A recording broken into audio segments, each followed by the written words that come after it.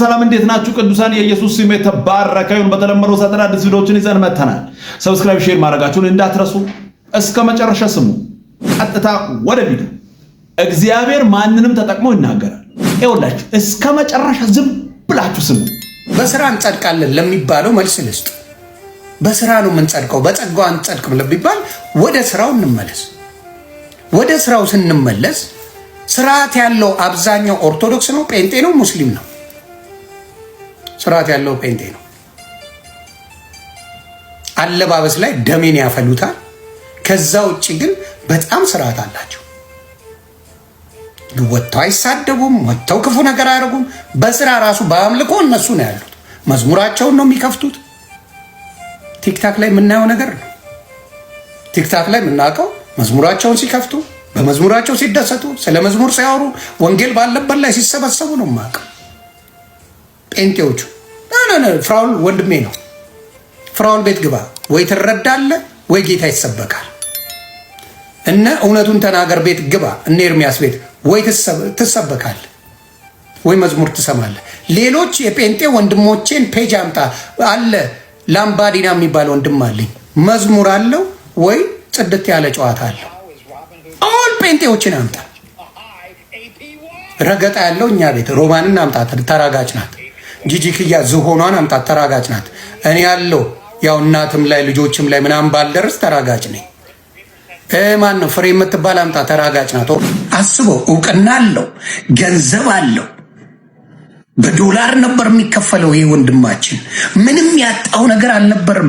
ምድር ላይ ባለው ነገር ተደሳች ቢሆን ጥበበ ወርቅዬ ምንድን የሆነው ስታየው የክርስቶስ ሆኖ ቁጭ አለ። ይሄ ነገር ኦርቶዶክስ ብትሰብከው ኖሮ የክርስቶስ ሰባኪ ይሆን ነበር። ቴዲ አፍሮ ዘፋኛችን ነው። እልል አድርጎ 90% ተከታይ ኦርቶዶክስ ነው።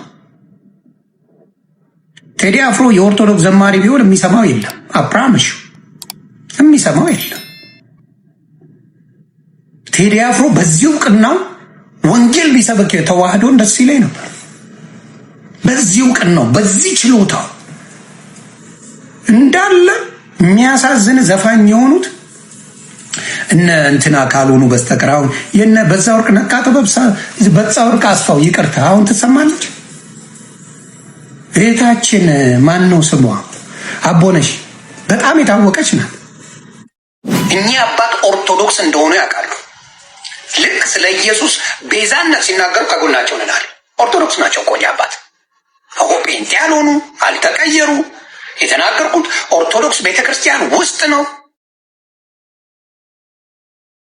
አልተቀየሩ። ስለ ክርስቶስ ቤዝነት ሲናገሩ ግን ሙሉ ጴንጤ ከጎናቸው ቆሞ ልክ ናቸው አባታችን አልተሳሳቱም ብለው የመረቋቸው የባረቋቸው ፕሮቴስታንቶች ሲሆኑ ኦርቶዶክስ በሙሉ ረገማቸው፣ ይቅርታ አስጠየቃቸው። ጉባኤ ተቀመጡ። ማርያም ቤዛ አይደለችም፣ መሰክርላለሁ። አውል ሰይድ አጌን ማርያም ቤዛ አይደለችም። ሺዝና የክርስቶስ እናት ናት። ጸጋውን ሞልቶ የሰጣት የክርስቶስ እናት ናት ቅድስት ድንግል ማርያም። ይሄን ስለሚቃወመኝ አንድ ጴንጤ የለም። ብሪንጎ እንኳን ጴንጤ ሙስሊም አይቃወመኝ። ጴንጤንቶ ሙስሊም አይቃወም።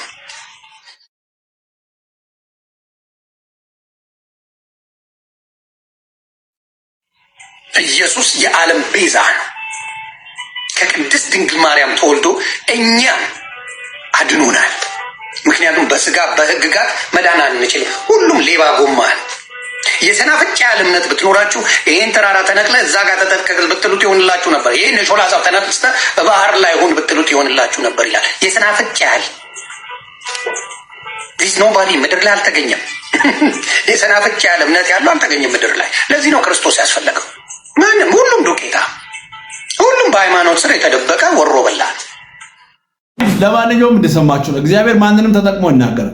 ስሙ፣ አለቀ። እንትና እንትን ነው ብለህ አቃቅር አታውጣ። እግዚአብሔር ማንንም ተጠቅሞ ይናገራል። ዋና ቁም ነገሩ እየሰማ ነው ወይ ነው። በምድር ላይ የማይነቀፍ አገልጋይ ተመሳስሎ ነዋሪ ነው። ተመሳስሎ የሚኖር ሰው ደግሞ ማንም አይነካውም። እዚች ምድር ላይ ማርያምን የመሬ ነው።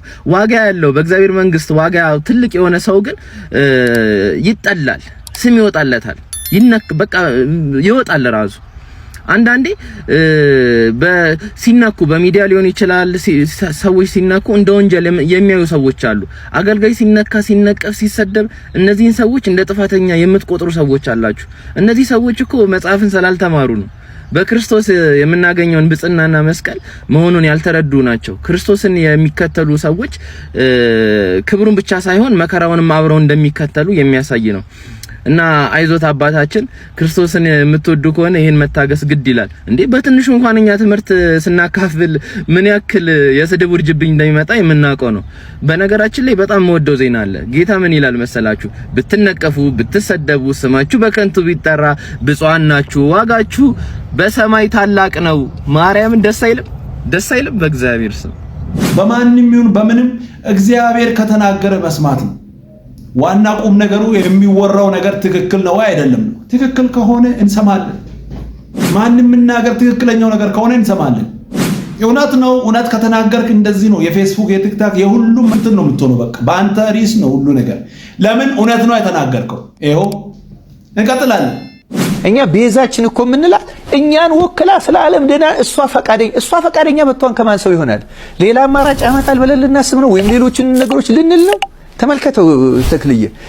ይህንን ታሪክ ስሰማ መጀመሪያ ወደ አይምሮ የመጣው ሰው ዮናስ ነው። ዮናስን የምታስታውሱት ከሆነ ወደ ነነዌ የተላከ የእግዚአብሔርን ትእዛዝ እምቢ ብሎ ወደ ተርሴስ ከፍሎ ኮበለለ። እንግዲህ ማርያምም እምቢ ብትልስ ኖሮ ወይም ደግሞ ይሄንን የእግዚአብሔር ዓላማ ብትቃወምስ ኖሮ ካልን እግዚአብሔር ሉዓላዊ መሆኑን እየረሳን ነው ማለት ነው።